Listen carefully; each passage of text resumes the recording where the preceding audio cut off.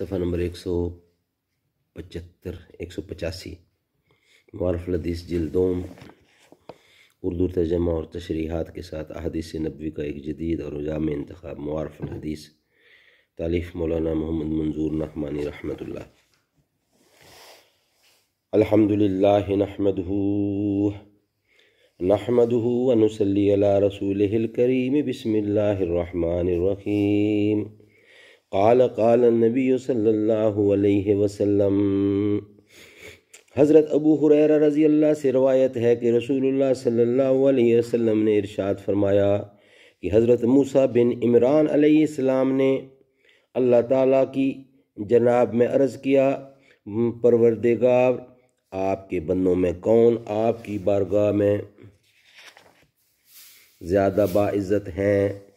ارشاد فرمایا، وہ بندے جو قصوروار پر قابو پانے کے بعد اور سزا دینے کی قدرت رکھنے کے باوجود اس کو معاف کر دیں۔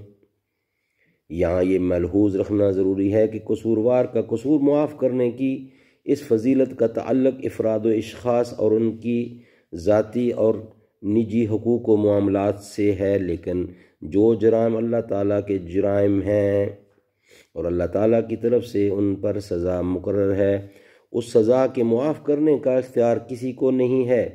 خود رسول اللہ صلی اللہ علیہ وسلم جو دنیا میں سب سے زیادہ رحم دل تھے، آپ کا طرز عمل بھی یہی تھا کہ اپنا قصور کرنے والوں کو ہمیشہ معاف فرما دیتے تھے، لیکن اللہ کی حدوں کے توڑنے والوں کو اللہ کے حکم کے مطابق سزا ضرور دلواتے تھے۔ حضرت عائشہ صدیقہ فرماتی ہیں،